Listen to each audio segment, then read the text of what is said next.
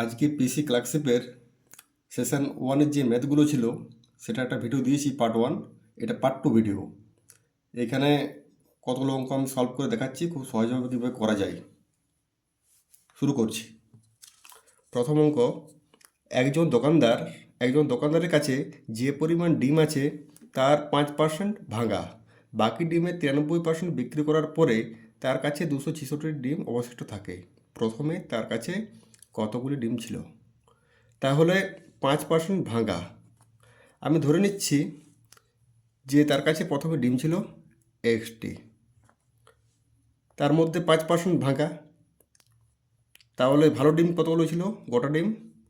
5% যদি বাদ দিই 100-র মধ্যে তাহলে হচ্ছে 95%, অর্থাৎ এক্সের 95% ভালো ডিম, এক্স ইন্টু 95/100, এটা ভালো ডিম।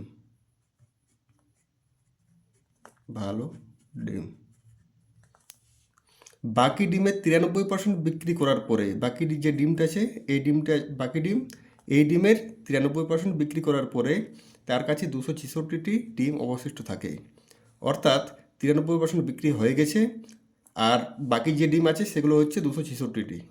তাহলে 93% যদি বিক্রি হয়ে যায় তাহলে কত পার্সেন্ট আমার বাকি থাকছে? এখানে 7%। তাহলে এই যে ভালো ডিম, এই ভালো ডিমের 7% ইকুয়াল টু এটাই করবো আমরা ক্যালকুলেশন। তাহলে এটা হচ্ছে 95x লিখে দিচ্ছি আমি, এটা বাই 100 ইন্টু 7%, মানে 7/100 ইকুয়াল টু 266। এটা হচ্ছে, এখান থেকে এক্সের মানটা বের করবো। এক্স সমান কী হবে?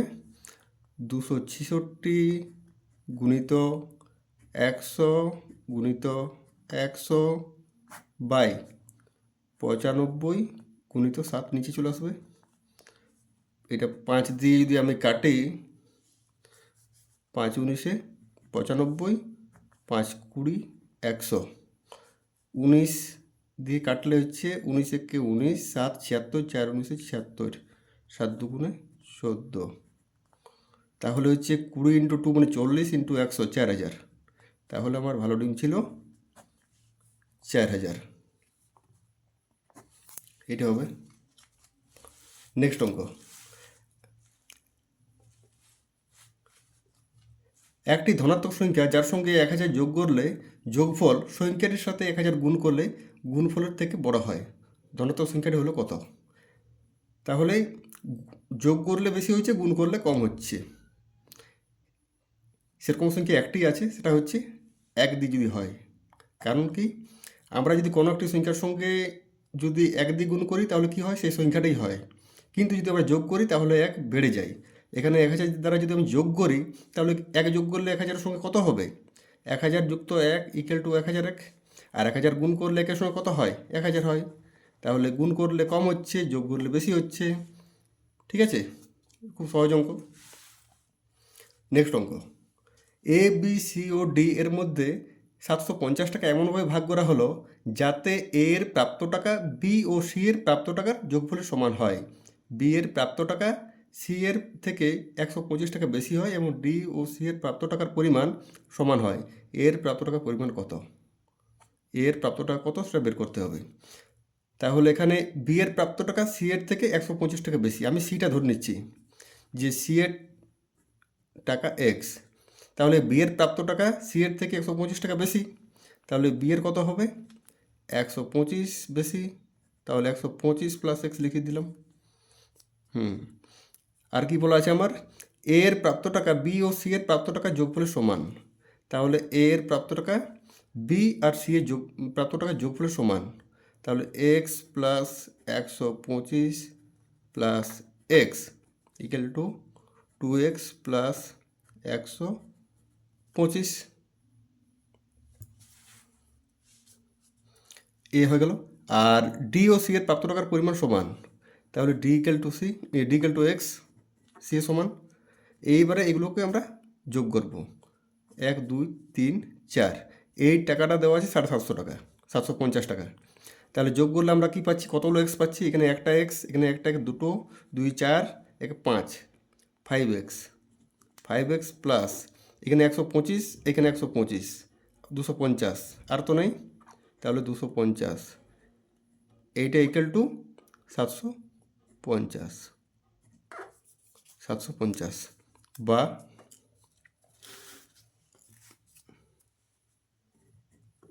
5x ইকুয়াল টু 250 ওদিকে গেলে মাইনাস হবে, 750 থেকে 250 যদি আমি বিয়োগ করি 500 পাবো। এক্স ইকুয়াল টু 5 দিয়ে ভাগ করলে 100। তাহলে এক্সের মান কত পেয়েছি আমরা? 100। আমার অ্যান্সার কি চাইছে? এর প্রাপ্ত টাকার পরিমাণ কত? এর প্রাপ্ত টাকা হচ্ছে 2x প্লাস 125। তাহলে 2 দিয়ে গুণ করলে হচ্ছে 200 আর 125 325 টাকা। এটি হবে অ্যান্সার। নেক্সট অঙ্ক, স্থির জলে একটা নৌকার গতিবেগ, এটা নৌকা স্রোতের অঙ্ক। স্থির জলে একটা নৌকার গতিবেগ 10 কিমি পার ঘন্টা। যদি নৌকাটি স্রোতের অনুকূলে 26 কিমি এবং স্রোতের প্রতিকূলে 14 কিমি যায়, কতক্ষণে যায় সেটা বলা নেই, বলা আছে স্রোতের অনুকূলে যাচ্ছে 26 কিমি এবং প্রতিকূলে যাচ্ছে 14 কিমি।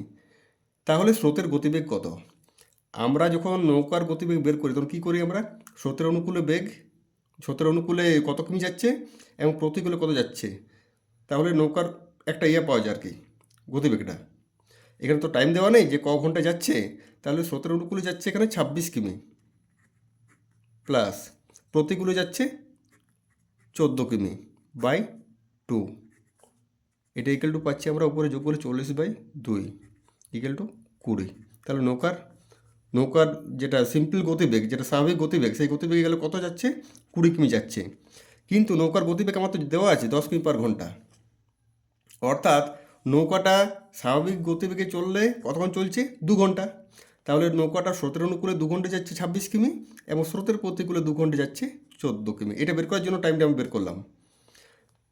তাহলে নৌকাটা স্রোতের অনুকূলে 2 ঘন্টা যাচ্ছে 26 কিমি এবং প্রতিকূলে যাচ্ছে 14 কিমি। তাহলে স্রোতের অনুকূলে 1 ঘন্টা যাবে কত? 2 দিয়ে ভাগ করবো 26কে, এটা হচ্ছে 13 কিমি স্রোতের অনুকূলে,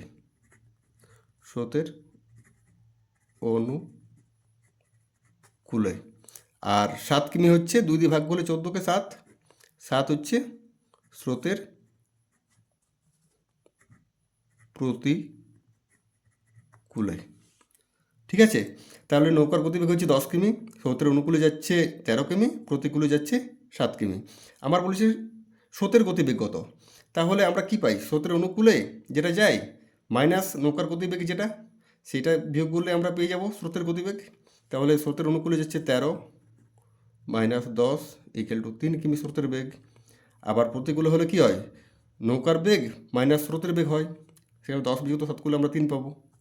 তাহলে স্রোতের গতিবেগ হচ্ছে 3 কিমি পার ঘন্টা।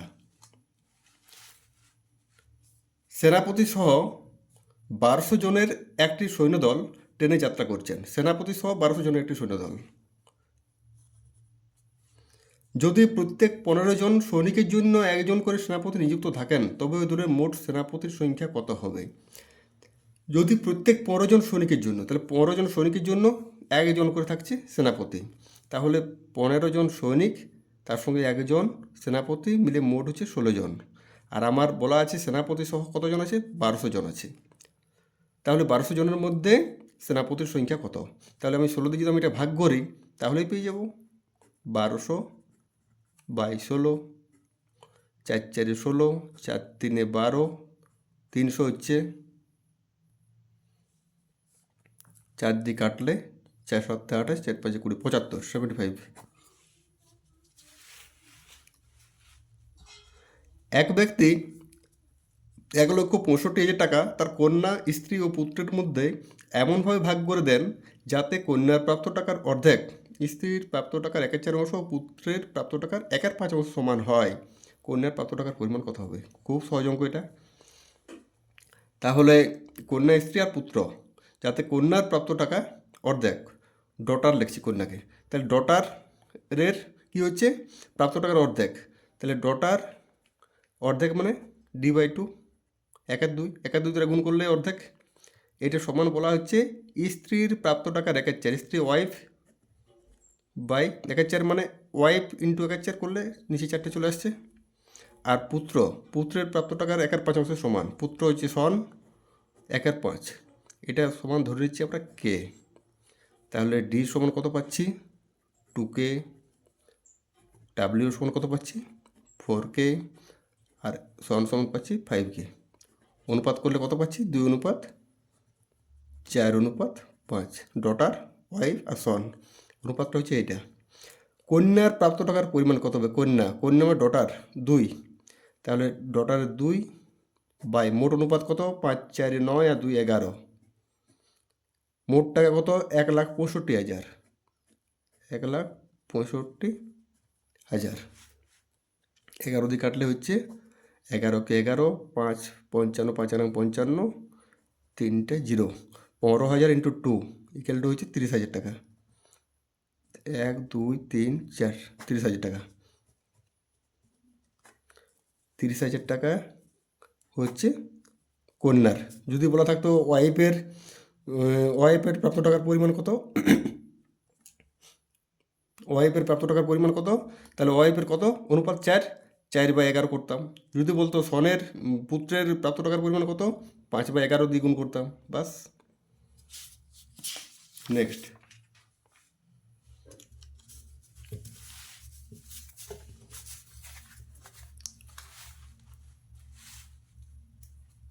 একটি দুধ ও জলের মিশ্রণে ওজনের হিসেবে 75% জল আছে। যদি 60 গ্রাম ওই মিশ্রণে 15 গ্রাম জল যোগ করা হয় তবে নতুন মিশ্রণে শতকরা কত ভাগ জল থাকবে? তাহলে একটা 60 গ্রামের একটা মিশ্রণ আছে, 60 গ্রাম, ঠিক আছে। এটার 75% জল, তাহলে 60-র 75% কত হয়? 75/100। 3, 25 দিয়ে কাটলে 3, এটা কাটলে 4, 4 15 60, 3 15 45, তাহলে 45 গ্রাম। 60 গ্রামের মধ্যে 45 গ্রাম কী হচ্ছে? এটা আমার জল। তাহলে বাকি থাকছে কত? 60 বিযুক্ত 45 মানে 15 গ্রাম। এই 15 গ্রামটা কী হচ্ছে? আমার দুধ,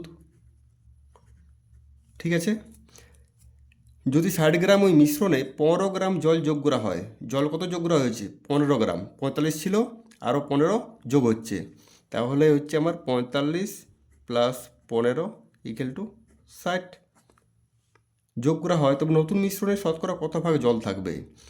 তাহলে নতুন মিশ্রণ হলে 60 গ্রাম আগের মিশ্রণ ছিল, পরে 15 গ্রাম আবার যোগ হচ্ছে, তাহলে মোট মিশ্রণ হচ্ছে কত আমার? 60 + 15 ইকুয়াল টু 75। এই 60 গ্রাম জল হচ্ছে আর মোট মিশ্রণ হচ্ছে আমার 75 গ্রাম। এইবার বলছে নতুন মিশ্রণে শতকরা কত ভাগ জল থাকবে। শতকরা কত ভাগ করলে কি করব? তাহলে আমার জল থাকছে 60, মোট মিশ্রণ 75, শতকরা করলে 100 দ্বারা গুণ করব। 4 15 60, 5 15 75, 5 20 100, 20 ইন্টু 4 80%, তাহলে 80%।